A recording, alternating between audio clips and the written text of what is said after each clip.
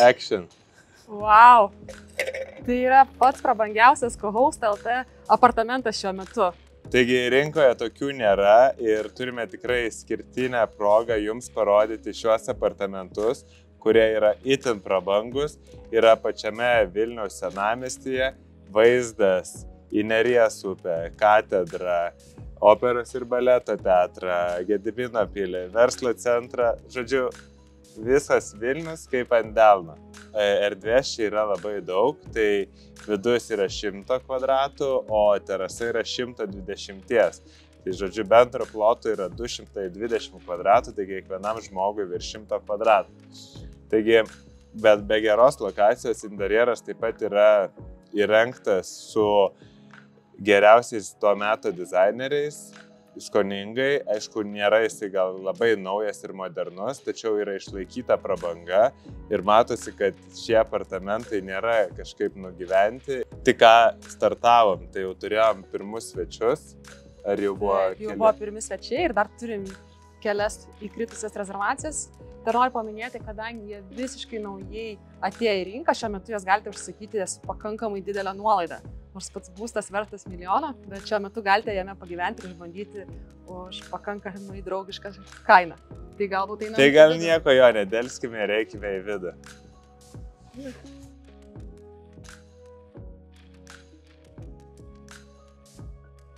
Taigi šie apartamentai yra ne tik nuomojami, tačiau ir parduodami. Tai unikali proga, kol patys apartamentai yra išskirtiniai ir ieško savo pirkėjo, tiesiog apsistoti ir pasijausti tą tikrą Vilniaus gyvenimą. Ir čia jisai tikrai verda, už lango galima tiesiog pasistatyti kėdę ir stebėti visą judesį, visą gyvenimą. Žmonės skuba, žmonės neskuba, vakarieniauti eina į renginius. Nu, žodžiu, tiesiog niekur nereikia išeiti iš šio būsto ir matai visą vilniečių gyvenimą.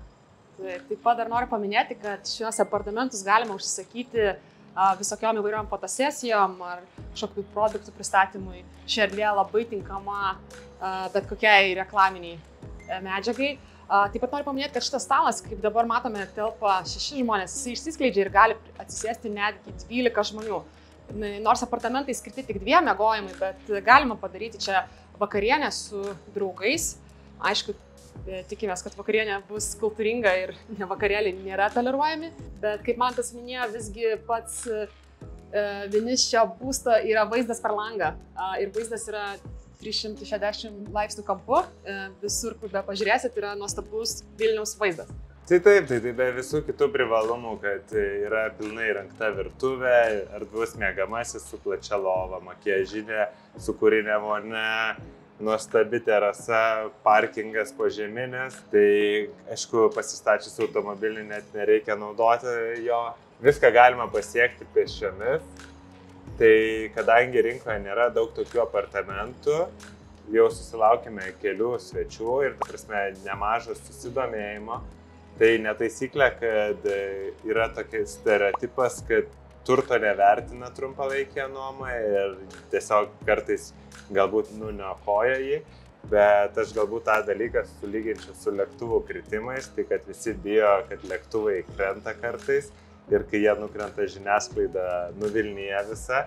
Tačiau kaip ir aviacija, taip ir trumpalaikė nuoma yra pakankamai saugi, kažkokių įvykių neįvyksta. Aišku, ką Aušra paminėjo, kad galima vakarienę susiorganizuoti, bet žinoma, tai turi būti su mūsų įspėjimu, kaip administratoriaus, operatoriaus, kad tai būtų galima, leidžiama, kad turėsite svečių. Tikrai tokie apartamentai susilaukia daug dėmesio ir kadangi savininkas yra nusprendęs juos parduoti, tai papildomos pajamos nuomojant jį, trumpalaikėje nuomoje, neilgalaikėje, nes ilgalaikėje gyvenant žmogus pasirašo dažniausiai sutartį pusę metų metams, tai tu jo po kažkurio laiko neišvarysi, jeigu atsiras pirkėjas.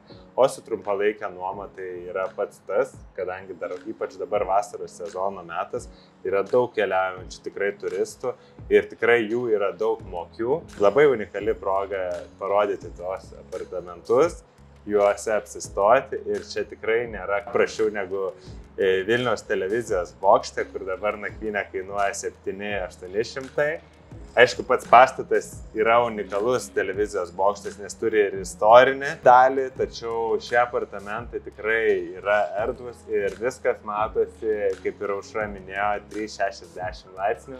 Tu gali tiesiog stebėti ir čia nėra taip aukštai, kad būtų rūkas ir tas vaizdas praktiškai visada yra garantuotas per langą. Tikime, kad tikrai jie turės pasisekimą gerą trumpalaikėje nuomoje. Vien dėl to, kad, kaip ir minėjom, kad rinkoje tokių nėra, o tokių trūksta, nes svečiai ne tik ieško viešbučio numerio, kurie dažniausiai būna maži, arba jeigu už erdvius reikia tikrai daug permokėti, bet ir neturi dažnai viešbučių kambariai pilnos virtuvės, ten džakuzi, erdvios skalbimo mašinos, požeminio parkingo, dėl jo ten reikia kovoti ir jį rezervuoti. Tai čia tiesiog svečiam nukrenta visas galvos skausmas ir, žinoma, turi labai didelį privatumą, privačią terasą, kurioje gali ir degintis, ir dirbti, ir vakarieniauti, ir švęsti kažkokias įsimintinas progas, kaip ir minėjo, galima organizuoti čia ir fotosesijas. Vilniuje šiuo metu turime virš 25 apartamentų, tai stipriai plečiamės. Turime ir tokių situacijų, kai svečiai tampa pirkėjais, prieš tai jie apsistoja, pasibando, pasimatuoja kaip rūba tuos apartamentus, tą būstą ir tada nusprendžia juos pirkti. Taigi tikimės, kad šis scenarijus bus būtent šiuose apartamentuose. Manau, savininkas pritaikytų nuolaidą svečiams, kurie nori nusipirkti. Tai čia jau dėrybų klausimas. Tai va, tai mes prižiūrime šios apartamentus, užtikrinam, kad kruopščiai juos ir prižiūrėsime ir rūpinsimės kaip savo.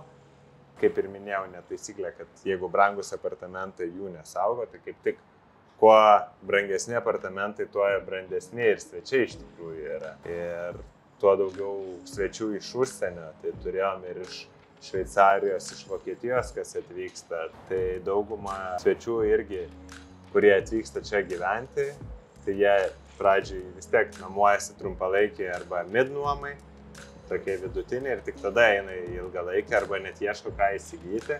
Tai natūralu, kad atsiras ir to prabangaus segmento poreikis ir mes esame pasiruošę jį patenkinti. Taigi galime dar truputį parodyti pačius apartamentus, kaip jie atrodo.